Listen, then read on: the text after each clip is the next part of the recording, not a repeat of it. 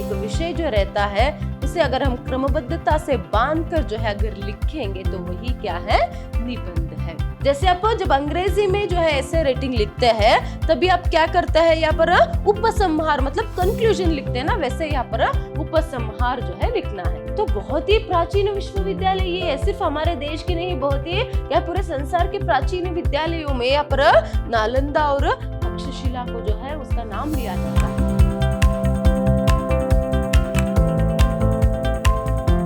नमस्कार, मैं हूं Harshita, Hindi lecturer, Vidyashram PU college Mysore. आज हम द्वितीय पीयूसी की हिंदी पाठ्यक्रम से निबंध जो है उसे देखेंगे। द्वितीय पीयूसी वालों के लिए निबंध जो है उसके लिए 5 अंक के जो प्रश्न है आपके प्रश्न पत्रिका में पूछेंगे। कैसे, देखिए, या तो आपको पत्र लेखन जो है लिखना है 5 अंक के लिए, या फिर आप लोगों को निबंध जो है उसके बदले में लिख सकते हैं। 3 जो है यहाँ पर ऑप्शन रहते हैं निबंध में। आपको पत्र और निबंध में ही ऑप्शन है, उसमें अगर आप निबंध अटेंड करने वाले हैं तो उसमें भी 3 जो है ऑप्शन यहाँ पर रहता है, तो उसमें से किसी एक विषय पर आप निबंध जो है लिख सकते हैं। इसके लिए आप लोगों को बेसिकली निबंध मतलब क्या है और उसे किस तरह लिखा जाता है, उसके कुछ जो नियम रहते हैं वो क्या है, इसके बारे में जानना बहुत ही जरूरी है। अगर वो जो है आपने जान लिया तो आसानी से जो है यहाँ पर आप निबंध लिख सकते हैं और 5 अंक ले सकते हैं। तो चलिए, निबंध मतलब एसे राइटिंग, अंग्रेजी में क्या कहते हैं, एसे राइटिंग जो कहते हैं उसका अर्थ क्या है। पहले शाब्दिक अर्थ अगर देखेंगे तो देखिए, निबंध शब्द 2 शब्दों से मिलकर बना है। वो 2 शब्द कौन से हैं, नी प्लस बंद। नी प्लस बंद, इसका अर्थ क्या है पर बंधी हुई रचना, बंधी हुई रचना। अंग्रेजी के जो एसे शब्द है उसका जो अनुवाद जो है यहाँ पर या फिर पर्यायवाची शब्द क्या है, निबंध है। तो यहाँ पर देखिए, निबंध की अगर हम परिभाषा देखेंगे, अभी ये जो हमने देखा वो शाब्दिक अर्थ है। निबंध शब्द का शाब्दिक अर्थ क्या है, बंधा हुआ यहाँ पर रचना। तो कैसे बंधी हुई, क्रमबद्धता से। देखिए, परिभाषा मतलब यहाँ पर डेफिनेशन, निबंध वहां गद्य रचना है जो किसी विषय पर क्रमबद्ध रूप से लिखी गई हो। क्या है, किसी विषय पर क्रमबद्ध रूप से जो है यहाँ पर लिखी गई जो रचना है, क्रमबद्धता से और नियोजित जो किया गया हुआ जो एक रचना जो है वही क्या है यहाँ पर निबंध है।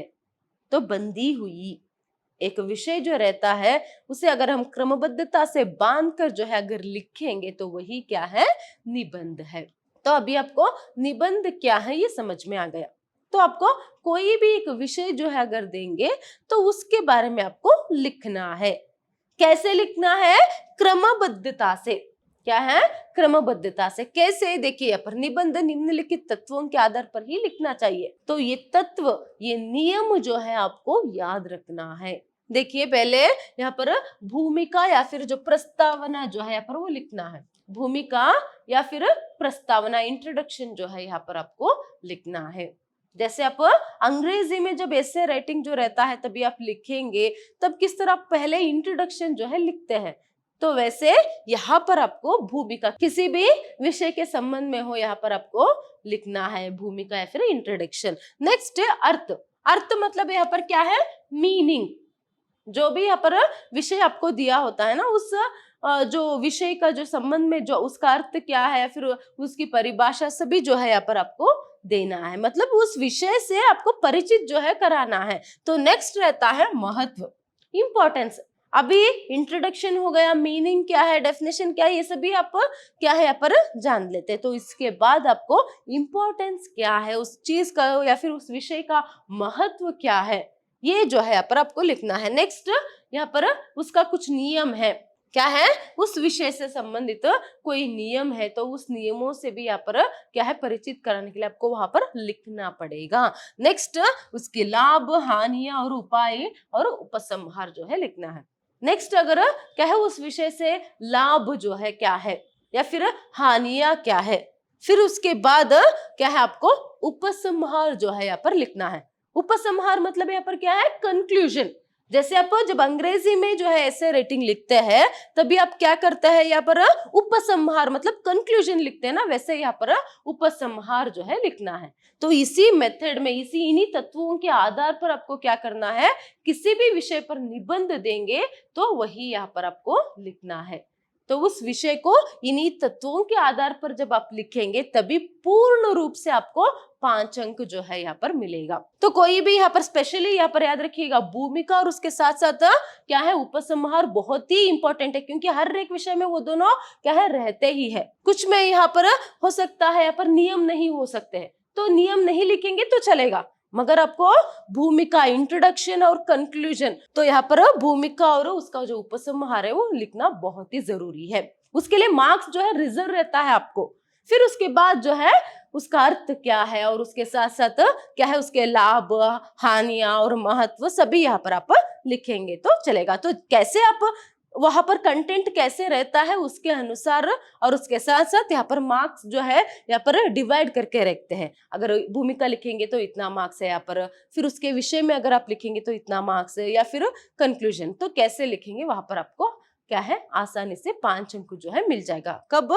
इसी मेथड में आप लिखेंगे तो तभी। देखिए यहाँ पर इतने सारे जो तत्व है, इसे यहाँ पर जब आप लिखेंगे निबंध किसी भी विषय पर आप क्या है लिखेंगे, तभी 3 भाग करके यहाँ पर आपको लिखना है। जैसे पहले यहाँ पर परिभाषा, मतलब प्रस्तावना में क्या है यहाँ पर प्रस्तावना लिखेंगे, उसकी परिभाषा, अर्थ सभी लिखेंगे। नेक्स्ट मुख्य भाग क्या है यहाँ पर, उसका महत्व क्या है, मतलब उस विषय से संबंधित क्या नॉलेज आप में है और किस तरह वहां पर आप लिखेंगे, तो उसमें महत्व, प्रभाव, लाभ, हानियां, उपाय या फिर उसके कुछ नियम हो तो नियमों सभी जो है यहाँ पर आपको लिखना है। नेक्स्ट आता है उपसंहार या फिर निष्कर्ष। तो इंट्रोडक्शन, कंक्लूजन, बीच में यहाँ पर क्या है उस विषय से संबंधित संपूर्ण ज्ञान पहले आप में रहना है और उसके बारे में जो है डिवाइड करके हुए उसके महत्व क्या है और उसके साथ साथ लाभ, इंपॉर्टेंस क्या है यहाँ पर, हानियां क्या है, तो ये सभी जो है यहाँ पर आपको लिखना है। उदाहरण के लिए यहाँ पर देखिए, अगर आपको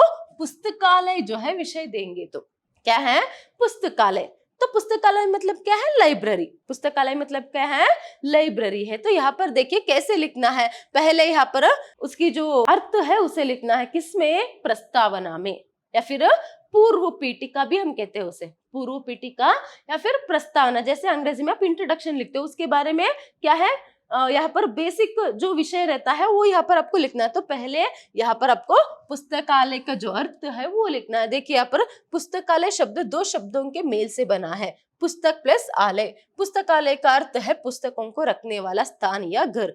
पुस्तकालयों की परंपरा हमारे देश में प्राचीन काल से ही चली आ रही है। नालंदा तथा तक्षशिला विश्वविद्यालयों के अपने विशाल पुस्तकालय थे, जिनमें ज्ञान विज्ञान की अनेक पुस्तकें रखी जाती थी। भारत में अनेक राजा महाराजाओं ने भी अपने अपने पुस्तकालय बनवाए, जो विदेशी आक्रमणकारियों की बर्बरता के शिकार हुए। तो ऐसे यहाँ पर सिर्फ क्या है, ये इंट्रोडक्शन के लिए, मतलब उसका अर्थ जो है पहले आपको समझाना है तो वो लिखना है। इसीलिए देखिए यहाँ पर पुस्तकालय शब्द जो है वो पहले आपको शाब्दिक अर्थ लिखना है। तो यहाँ पर 2 शब्द मिलकर बना है, पुस्तक प्लस आलय, मतलब पुस्तकों को रखने वाला स्थान, या फिर आलय या फिर घर। आलय मतलब क्या है, पर घर। तो पुस्तकों को रखने वाला जो एक स्थान रहता है उसे हम पुस्तकालय कहते हैं। इतना तो यहाँ पर समझ में आ गया। नेक्स्ट, पुस्तकालयों की परंपरा जो है हमारे देश में बहुत ही प्राचीन काल से आ रही है। देखिए इसी को हम पूर्व पीठिका कहते हैं। पूर्व पीठिका का अर्थ यहाँ पर क्या है, जिस विषय के बारे में अभी आप क्या है लिखने जा रहे हैं उसके बारे में जो है थोड़ी सी जो बेसिक जो इंफॉर्मेशन है वो लिखना है। पुस्तकालय आज की नहीं है, पुस्तकालय आज की नहीं है, बहुत ही प्राचीन काल से जो है हम पुस्तकालयों को देखते आ सकते हैं। तो यहाँ पर वो लिखा है। जैसे उदाहरण के लिए यहाँ पर नालंदा विश्वविद्यालय या फिर तक्षशिला विश्वविद्यालय, तो बहुत ही प्राचीन विश्वविद्यालय ये है। सिर्फ हमारे देश के नहीं, बहुत ही क्या पूरे संसार के प्राचीन विद्यालयों में यहाँ पर नालंदा और तक्षशिला को जो है उसका नाम लिया जाता है, उन्हें गिना जाता है। तो उसी समय से जो है, प्राचीन समय से ही क्या है यहाँ पर पुस्तकालय जो है उसका अस्तित्व जो है हम देख सकते हैं। एक परंपरा है, इसकी प्राचीन परंपरा है। तो इस तरह से भी यहाँ पर आपको लिखना है। नेक्स्ट क्या है, और भी बहुत सारे राजाओं का भी अपनी निजी पुस्तकालय थे, बाद में विदेशी आक्रमणकारियों के कारण जो है वो पुस्तकालय से भी क्या है पर मिट गए या फिर नष्ट हो गए करके। तो इस तरह बेसिक इंफॉर्मेशन जो है आपको प्रस्तावना में या फिर पूर्व पीठिका में या फिर इंट्रोडक्शन में लिखना है, उसके अर्थ के बारे में भी लिखना है। नेक्स्ट देखिए पुस्तकालय के प्रकार। यहाँ से जो है आपको क्या शुरू होता है, मुख्य भाग। ये क्या है यहाँ पर, मुख्य भाग है। फिलहाल पहले थोड़ी सी उसके बारे में जानकारी दी, इंफॉर्मेशन जो है आपने दिया। नेक्स्ट यहाँ पर उसके बारे में मेन कंटेंट जो है यहाँ से शुरू होता है। तो यहाँ पर देखिए प्रकार, पुस्तकालय मुख्य रूप से 3 प्रकार के होते हैं, निजी, संस्थागत तथा सार्वजनिक। तो कितने प्रकार के पुस्तकालय होते हैं, एक तो निजी, संस्थागत और सार्वजनिक करके। तो निजी मतलब पर्सनल लाइब्रेरी, क्या है, पर्सनल लाइब्रेरी। संस्थागत मतलब बहुत सारे संस्थाओं की भी खुद की जो है पर लाइब्रेरी जो है रहते हैं, फिर कुछ विश्वविद्यालय, एग्जाम्पल हो सकता है कि क्या है यहाँ पर, मैसूर विश्वविद्यालय या फिर कुवेंपु यूनिवर्सिटी। तो ऐसे ही बहुत सारी संस्थाएं जो है, शैक्षणिक संस्थाएं जो है रहती है, उनकी खुद की जो लाइब्रेरी है होती है, ताकि वहां के जो बच्चे जो है वो पढ़ते हैं, जो उन्हें यहाँ पर सहायता जो है उस लाइब्रेरी से मिले करके। नेक्स्ट आता है पर सार्वजनिक। देखिए ये सार्वजनिक जो पुस्तकालय है, सेंट्रल लाइब्रेरी जो हम यहाँ पर कह सकते हैं, सार्वजनिक पुस्तकालय हर एक शहर में, हर एक नगर में जो है एक रहता है, ताकि जिसको भी पढ़ने की रुचि हो वहां जाकर वहां पढ़ सकता है। अगर खुद निजी पुस्तकालय रखने की क्या है यहाँ पर आर्थिक स्थिति उसकी नहीं होती है, जो खुद पैसे देकर पुस्तक को खरीद कर यहाँ पर क्या है पढ़ने की उसकी स्थिति अगर नहीं है, तो सार्वजनिक पुस्तकालय में जाकर वो क्या है यहाँ पर पढ़ सकता है, फिर किसी भी जानकारी को वो प्राप्त कर सके करके। नेक्स्ट देखिए आगे, निजी पुस्तकालय व्यक्ति विशेष के होते हैं, संस्थागत पुस्तकालय किसी संस्था, समिति, संप्रदाय या वर्ग के होते हैं। इस वर्ग में धार्मिक संस्थाओं, विद्यालयों, कॉलेज तथा विश्वविद्यालयों के पुस्तकालय आते हैं। सार्वजनिक पुस्तकालयों में संस्थाओं के या राजकीय पुस्तकालय आते हैं। देखिए यहाँ पर मैंने कहा निजी पुस्तकालय मतलब क्या है, ये किसी व्यक्ति विशेष की जो है पुस्तकालय होता है, मतलब उसकी पर्सनल लाइब्रेरी होती है। तो वहां पर खुद जो है वो जो भी बुक्स उसे चाहिए वो मंगवाएगा, उसे पढ़ेगा, उसे वहीं पर रखेगा सुरक्षित रूप में। तो ये हो गया। नेक्स्ट संस्थागत में यहाँ पर क्या है, कोई संस्था आ सकती है, समिति या फिर क्या है कोई संप्रदाय, वर्ग या फिर विद्यालय, कॉलेज तथा विश्वविद्यालय भी आ सकता है। इससे पहले मैंने आपको मैसूर विश्वविद्यालय और कुवेंपु यूनिवर्सिटी का यहाँ पर एक उदाहरण जो है दिया। तो वहां के जो बच्चे हैं वहां पर क्या है पुस्तकों को जो है वह प्राप्त कर सकते हैं करके। तो ऐसे नेक्स्ट देखिए यहाँ पर जो सार्वजनिक पुस्तकालय होते हैं वो संस्थाओं के या फिर राजकीय पुस्तकालय आते हैं, फिर क्या है राजकीय पुस्तकालय, वहां पर कोई भी जाकर क्या है पुस्तक को पढ़ सकता है। तो सामाजिक या धार्मिक संस्थाओं के पुस्तकालयों में जनता को निःशुल्क या नाम मात्र के शुल्क से पत्र, पत्रिकाएं तथा पुस्तकें पढ़ने को मिलती है। तो उसमें भी अगर सामाजिक या फिर धार्मिक संस्थाओं के अगर कुछ पुस्तकालय जो रहते हैं लाइब्रेरी, तो उसमें जो है जनताओं के लिए क्या है मुफ्त में जो है वहां आकर आराम से बैठकर पुस्तक जो है पर पढ़ सकते हैं। तो ये पुस्तक के प्रकार के बारे में हुआ। नेक्स्ट देखिए यहाँ पर पुस्तकालय के लाभ। तो उसका लाभ क्या है, उसका महत्व क्या है, क्या फायदा है यहाँ पर। देखिए पुस्तकालय से अनेक लाभ होते हैं। यहाँ अनेक पुस्तकें उपलब्ध होती है जिन्हें पढ़कर ज्ञान प्राप्त किया जा सकता है। मतलब पुस्तकालय के जो लाभ है, फायदे है वो बहुत ज्यादा है। क्या है यहाँ पर पुस्तकालय में बहुत सारे पुस्तकों का संग्रह जो है किया रहता है। तो ऐसे में क्या है पुस्तकों को पढ़कर जो है पहले मेन या फिर इम्पोर्टेंट जो यहाँ पर फायदा क्या है, बात क्या है कि वह ज्ञान प्राप्ति है। क्या है ज्ञान प्राप्ति, नॉलेज जो है पर वह पा सकते हैं। पुस्तकालय में ऐसी अनेक पुस्तकें होती है जिन्हें खरीदी नहीं जा सकता या जो अब अप्राप्य है। और एक बात देखिए पुस्तकालय क्या है यहाँ पर बहुत सारे पुस्तकों का संग्रह वहां पर जो है करते हैं। तो ऐसे में बहुत यहाँ पर पैसे वाला व्यक्ति भी हो, वो क्या है अगर वो किसी पुस्तक को खरीदना चाहेगा तो वह अभी अप्राप्य है, मतलब वो अभी प्राप्त नहीं है। तो ऐसे जो है अप्राप्त है, तो ऐसे में उन पुस्तकों को भी वह लाइब्रेरी में जो है पुस्तकालय में जो है यहाँ पर पढ़ सकता है।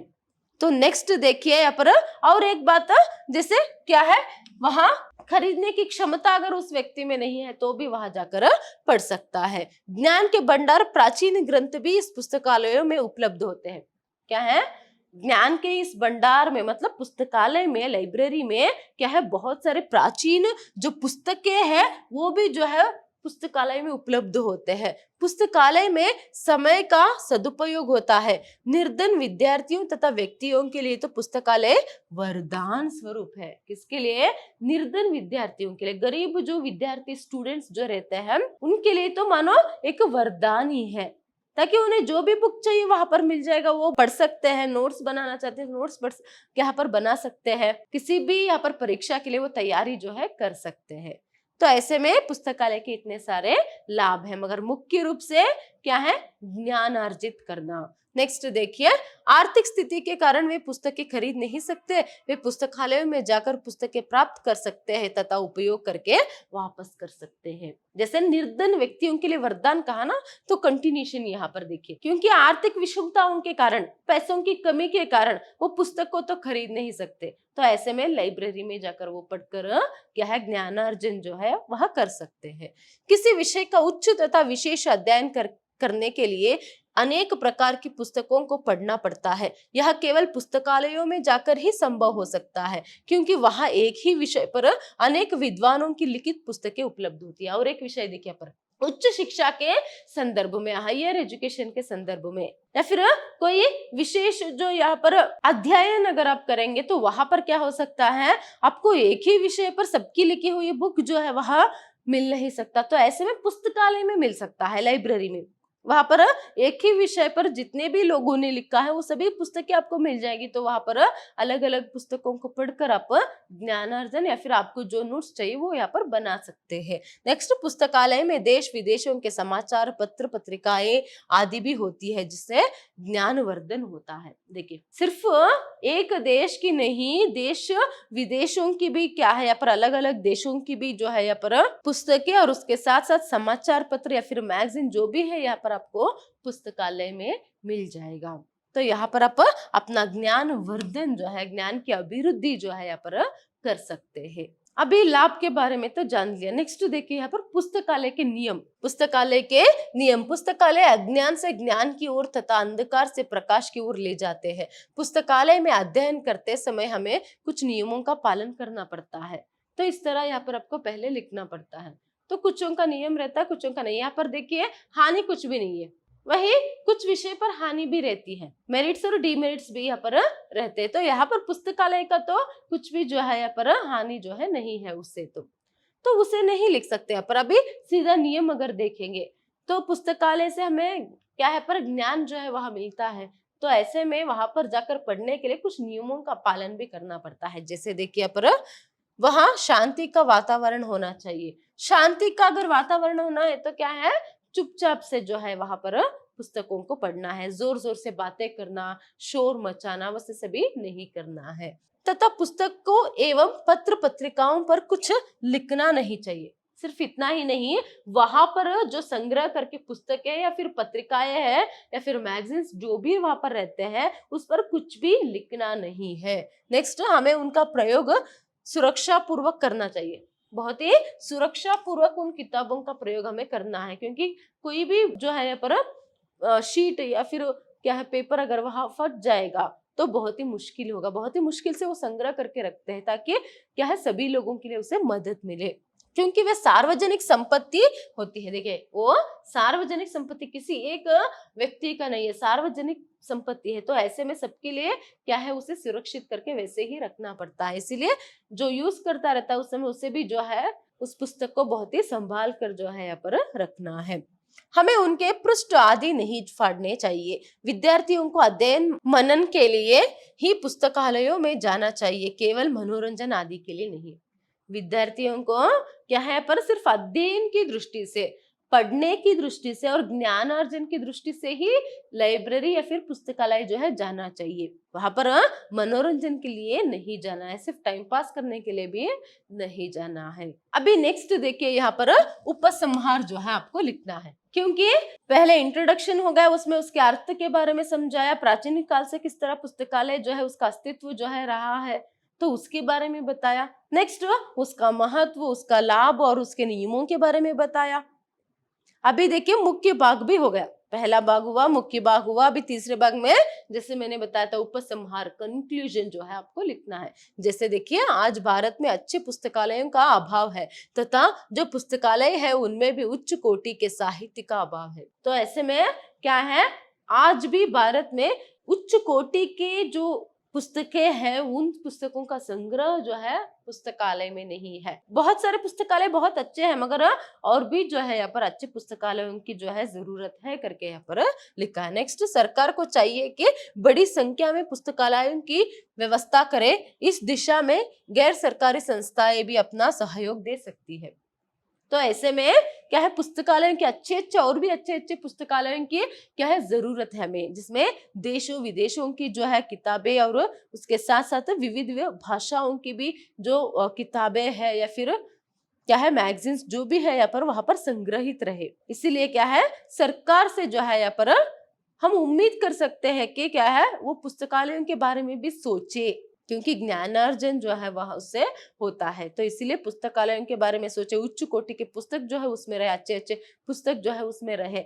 एक ऐसा पुस्तकालय होना चाहिए, ऐसा लाइब्रेरी जो है होना चाहिए कि जिसमें क्या है एक भी पुस्तक ना मिले, मतलब ये हम कहने की जो है संभावना ही ना पड़े, मतलब उसमें हर एक तरह की हर एक विषय पर लिखी गई पुस्तकें या फिर पत्रिका मतलब मैगजीन जो भी है वहां पर रहना चाहिए। तो सिर्फ सरकारी नहीं, उसके साथ साथ गैर सरकारी जो यहाँ पर संस्था है उनको भी इस पर क्या है ध्यान जो है देना चाहिए। सरकार की सहायता जो है इसमें कर सरकारी और गैर सरकारी संस्था जो भी है दोनों मिलकर क्या है इस पर ध्यान जो है देना है। इस तरह यहाँ पर कुछ भी उपसंहार जो आपको लगे उस विषय में कि आपको क्या है आप क्या बताना चाहते हैं वो जरूरी है यहाँ पर, तो उसे यहाँ पर कंक्लूजन में उपसंहार में आपको लिखना है। तो एक विषय पुस्तकालय जो है उदाहरण के तौर पर लेकर यहाँ पर मैंने आपको समझाया कि किस तरह जो है पर निबंध आप लोगों को लिखना है। तो इसी तरह उन्हीं तत्वों के आधार पर 3 भागों में यहाँ पर आप क्या है निबंध को लिखेंगे, तो अच्छे से आप मार्क्स जो है ले सकते हैं। धन्यवाद।